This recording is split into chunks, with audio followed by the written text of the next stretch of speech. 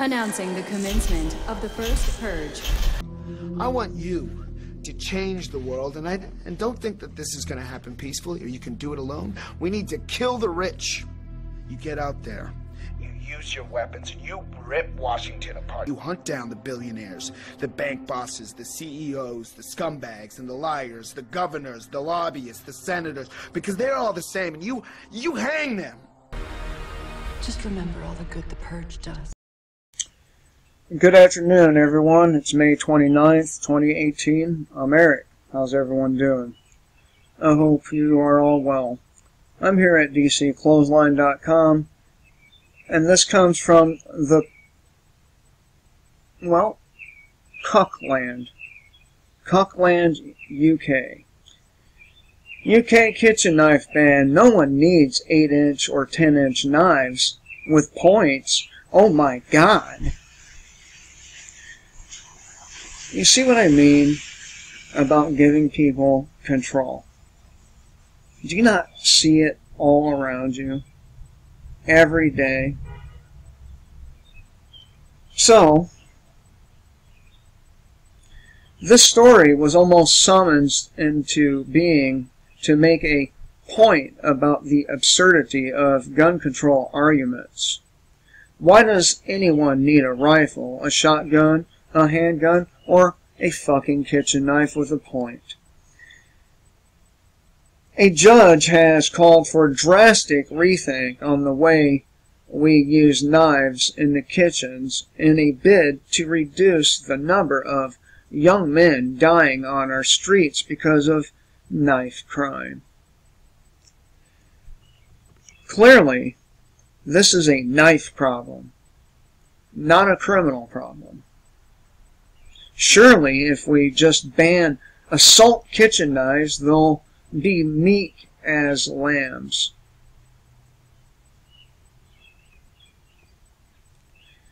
And he's come up with an idea for a scheme that could be rolled out across the UK, where members of the public could take their kitchen knives to be modified and the points ground to rounded ends.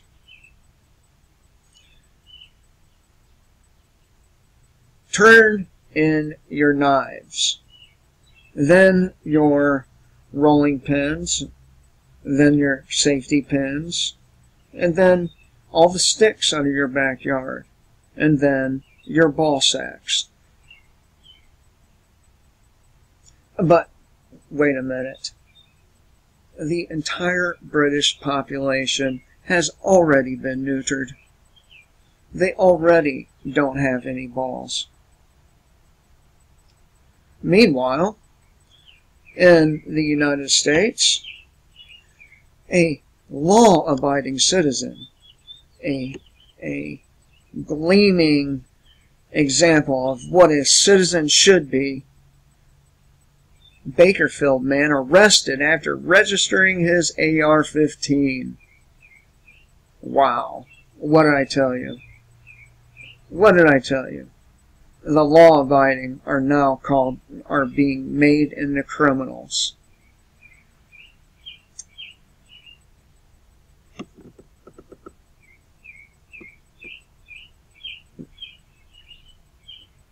There's some questions we should all have about this arrest that are not answered in this report. And they say they're not having any luck finding more information about his arrest on the internet. Suffice it to say, if you are a gun owner in California, you are in a world of hurt and confusion. And you are required to soon register your assault weapons with the state. So, it looks to me like being a law-abiding citizen really worked out well for this guy. Huh. Oh, and what about all the law-abiding citizens who get gunned down because they're obeying laws that are designed to hinder your ability to defend yourself, not only from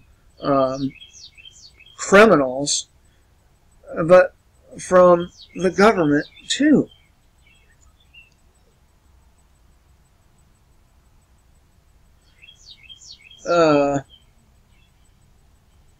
Let's see, what's this little paragraph have to say? Updated to cover all the new laws passed during the 2017 California legislative session, the 5th edition of California Gun Laws, a guide to state and federal firearm regulations, explores, explains, and summarizes all the new and existing federal laws and state laws that will affect California gun owners in 2018, including the new regulation for assault weapons registration. Now, I will bet a testicle. And if anyone cares to collect on the bet, I'll be mad enough.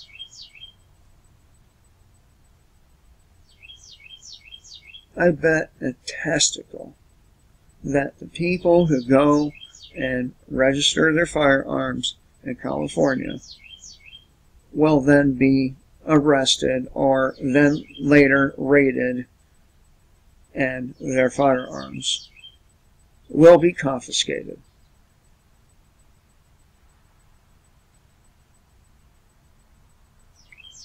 So,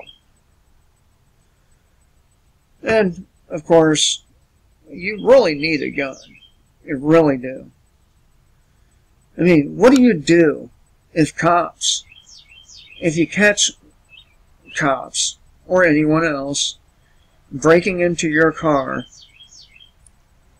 to search it with no warrant, with no reason, without a firearm? You have no recourse, do you? I don't feel sorry for Britain in the slightest fucking bit, because they have allowed this shit to happen.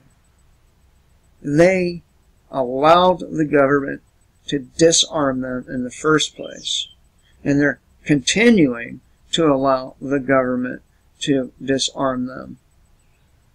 They're allowing government to lock away people for exposing fucking pedophiles.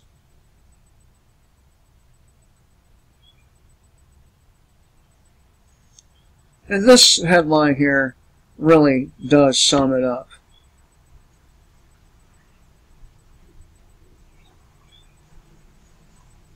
Oh, no. Oh, no.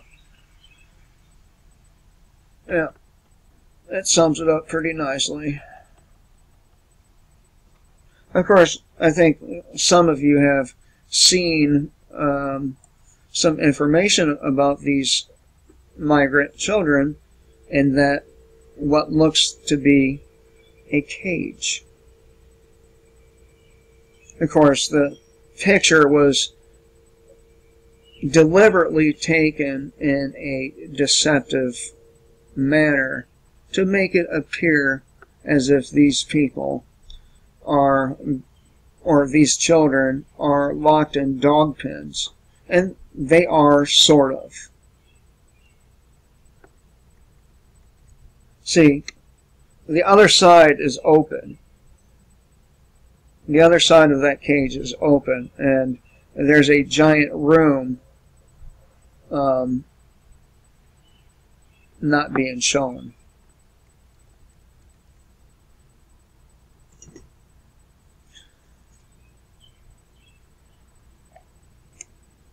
I saw over the weekend this photo of two children. They call it horrifying, but look, people, you're using this word in the wrong fucking way, and when something is actually horrifying, people aren't going to take it serious because you've been using it to describe every unpleasant fucking event. Okay, so it looked like two children are locked inside a dog kennel, like cage, and it went viral as it depicts the atrocious conditions immigrant children endure while in the custody of U.S. authorities. And you don't have to be an immigrant child to have a shitty time while you're in the custody of the authorities.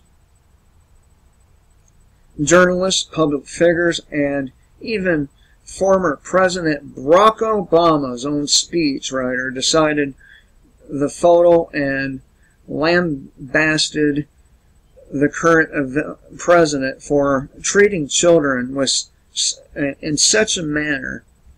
However, once they found out the photo was taken under Obama, they quickly moved to delete it.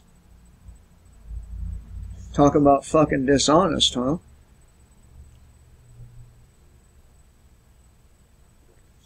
Pretty fucking dishonest.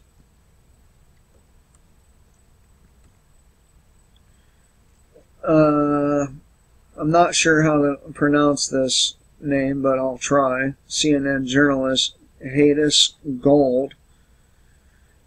New York Times Magazine editor-in-chief Jake Silverstein. There's that Steen again. Obama speechwriter John. Oh shit, how do you pronounce that one? Favre? I'm not sure, but fuck, it's close enough.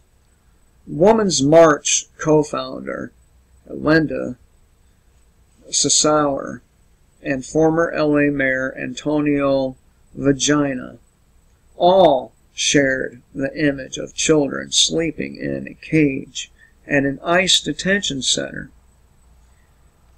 And they busted the balls of the current administration.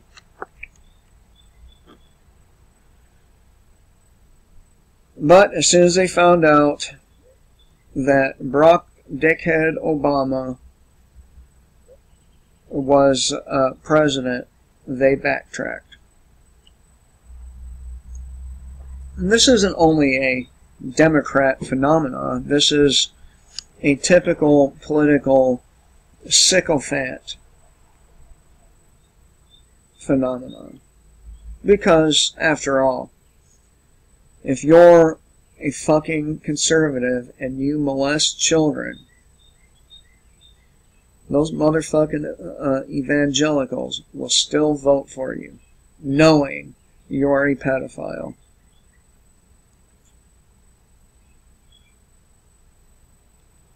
But I'll go to hell for not liking these people, apparently.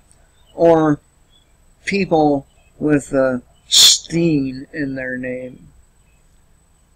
So, you know, over regulations is getting people in the UK fucking killed. They are the nation of cucks, undoubtedly. And this cuck mentality is spread to, what, Sweden, France, Australia, and here. We're just not that far down the hole yet. But wait. Just you wait. If natural disasters don't get us, then it's starting to look like that's a very strong possibility.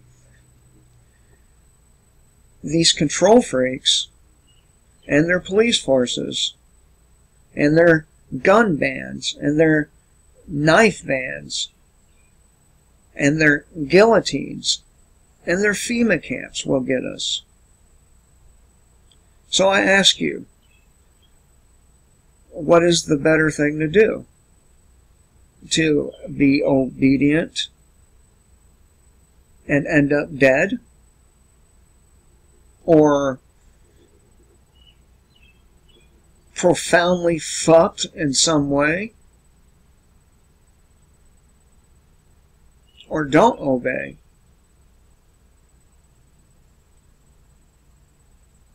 And when they come to get you for your disobedience, you push back.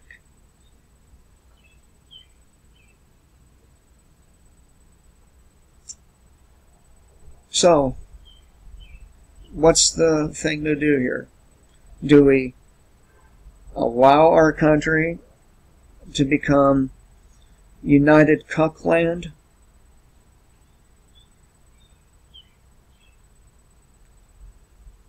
Or do we get our hands dirty?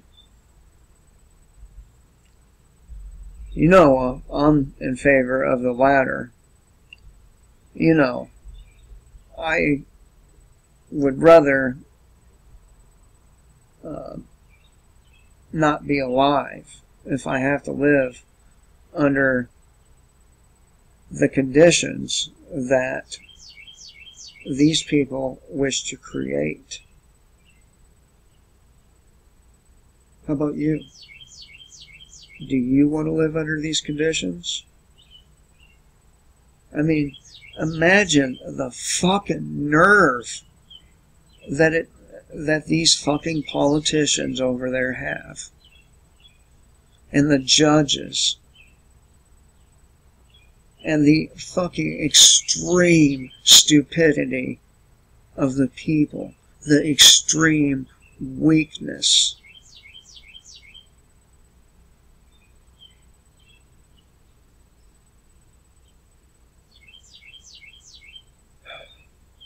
I hope you all have a good day. Kill the state before the state kills you.